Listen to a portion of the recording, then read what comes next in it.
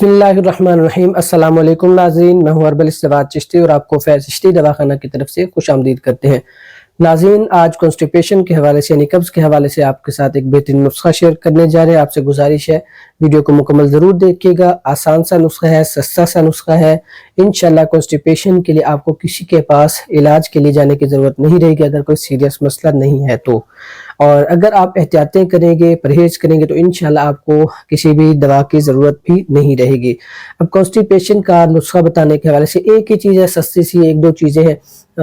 हमेशा की तरह आपके साथ हम आसानी करते रहेंगे और कोशिश करेंगे आपको मुफीद से मुफीद, बेहतर से बेहतर मशवरे देते रहे ताकि आपके काम आ सकें और आपको किसी किस्म की परेशानी का सामना ना करना पड़े। अब नुस्खे की जानिब चलने से पहले हम आपसे गुजारिश करेंगे कि ये जो आपको एहतियातें बताई जा रही है, पहले तो बताते हैं कि कब्ज किस वजह से होती है। बहुत मरतबा बताया हुआ पहले, कॉन्स्टिपेशन की वीडियो हमारी पहले मौजूद है चैनल पर, आप वो स्क्रॉल डाउन करके नीचे लेक्चर मौजूद है, जाकर देख लीजिएगा। लेकिन यहाँ पे आपको थोड़ा सा बताते चले, ऐसी कंडीशन जिसमें स्टूल हार्ड हो जाता है या मुश्किल से आता है, और जैसा कि पहले भी बताया गया था, ज़रूरी नहीं कि स्टूल हार्ड हो तभी कॉन्स्टिपेशन की प्रॉब्लम होती है। अगर ब्लॉकेज हो जाती है, मिसाल के तौर पर एनल ट्रैक्ट में कहीं पे भी आंतों में ब्लॉकेज हो जाती है, पखाना नहीं आ रहा, स्टूल नहीं बाहर आ रहा, तो उसको भी हम कब्ज की कंडीशन कहेंगे।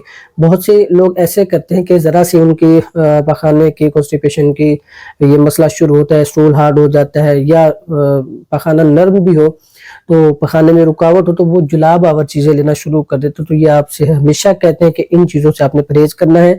आपने सूरत हाल देखनी है कि कंडीशन क्या है। अगर तो आपका स्टूल हार्ड नहीं है, पखाना नर्म है, फिर आपको मुसहिल चीज़ें यानी जुलाब आवर पेचेस लाने वाली चीज़ें, जुलाब लाने वाली चीज़ें इस्तेमाल नहीं करनी है। अगर स्टूल हार्ड है, पखाना सख्त है, फिर आप इस्तेमाल कर सकते हैं। ठीक है, ये आपको साथ साथ बताते चलें।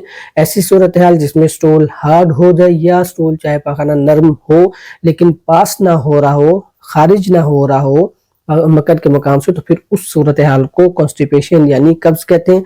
ये बाज़ औक़ात खुश्की की वजह से भी हो जाया करता है। ठीक है, बहुत से मरीजों के आंतों में खुश्की हो जाती है, मकद के मकाम पे, आंतों के मकाम पे, एनल ट्रैक में खुश्की हो जाती है।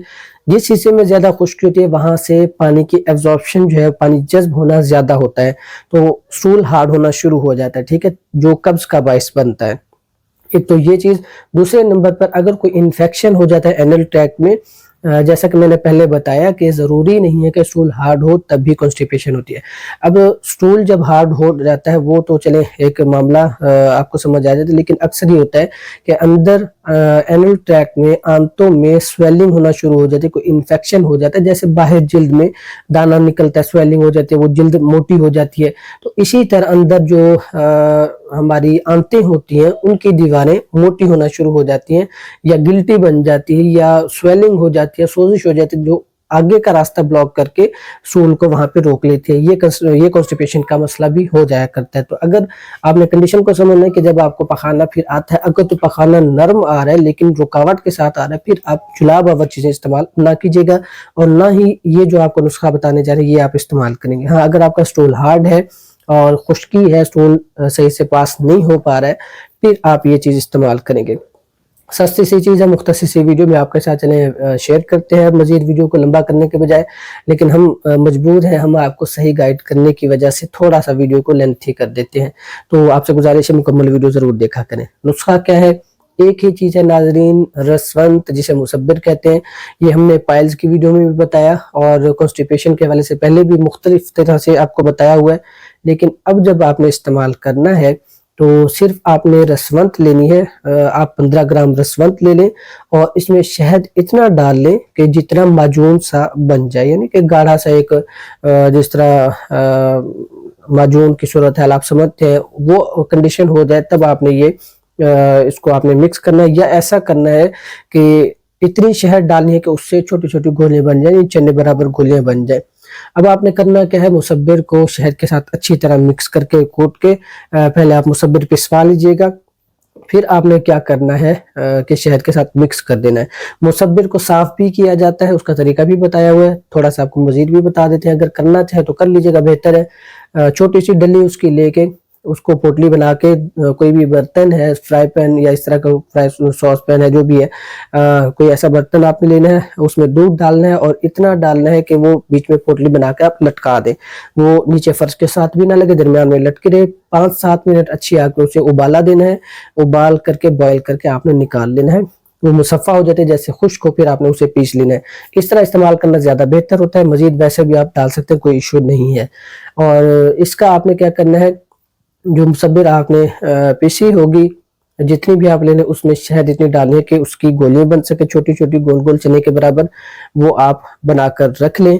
आप सुबह शाम इसका इस्तेमाल करें खाने के 1 घंटे बाद, नीम गर्म दूध के साथ। अगर शिद्दत हो कब्ज की तो नीम गर्म दूध के साथ, अगर शिद्दत ना हो तो ताज़ा पानी के साथ भी ले सकते हैं, ताज़ा दूध के साथ भी ले सकते हैं।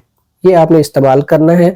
मजीद अगर आपका स्टूल हार्ड हो रहा है, कॉन्स्टिपेशन का मसला ज़्यादा है, तो आपसे गुजारिश करते हैं कि आप ऑयली चीज़ें या ऑयल जिस तरह होते हैं, आलमंड ऑयल है, जिस तरह बादाम का तेल है, और इसके साथ कैस्टर ऑयल है, अरंडी का तेल जिसे कहते हैं, वो आप इस्तेमाल कर सकते हैं। गुलकंद है, गर्म दूध में डाल के आधा चम्मच, वो आप रोजाना की बेसिस पे इस्तेमाल कर सकते हैं। ये 2-3 चीजें आप इस्तेमाल कीजिए, बहुत ही बेहतरीन चीजें हैं। कैस्टर ऑयल अगर कब्ज ज्यादा हो तो चौथा हिस्सा चम्मच चाय वाला गर्म दूध 1 गिलास में आप मिक्स करके पी लिया करें रोजाना। इंशाल्लाह 4-5 दिन के अंदर अंदर आपका ये खुश्की का, कॉन्स्टिपेशन का मसला ठीक हो जाएगा। इसी तरह रोगन बादाम है, जो आलमंड ऑयल है, वो आप तकरीबन 10-12 कतरे या चौथा हिस्सा चम्मच रोजाना पीना शुरू कर दें। आंतों को भी साफ रखेगा, खुश्की खत्म करेगा, और स्टूल अगर हार्ड हो रहा है तो उसको भी सेट कर देगा। ये आपके साथ कॉन्स्टिपेशन के हवाले से बेहतरीन और आसान से चीज़ें शेयर कर दी हैं। एक मुसब्बिर वाला नुस्खा, दूसरे नंबर पर जो आलमंड ऑयल है, कैस्टर ऑयल है और गुलकंद है, ये आप चीज़ें इस्तेमाल करें। इंशाल्लाह आपको कॉन्स्टिपेशन के हवाले से किसी के पास भी जाने की ज़रूरत नहीं रहेगी। मज़ीद फिर भी किसी किस्म का मशवरा करना हो, कोई चीज़ आपको क्लियर ना हो पा रही हो या आपका मसला हल ना हो रहा, तो आप हमारे नंबर पर रब्ता कीजिएगा। स्क्रीन पर नंबर मौजूद है, व्हाट्सएप पर रब्ता करके आप हमसे मशवरा भी कर सकते हैं। और दवाखाने पर आप तशरीफ लाना चाहें तो टाइम सेट करके 1 दिन पहले कॉल करके आप तशरीफ लाइएगा। इंशाल्लाह आपका चेकअप करके मजीद आपको बेहतरीन से बेहतरीन मशवरे और गाइड कर दिया जाएगा। मिलते हैं अगली वीडियो में इंशाल्लाह। बहुत बहुत शुक्रिया आपका, दुआ में याद रखिएगा। अल्लाह हाफिज।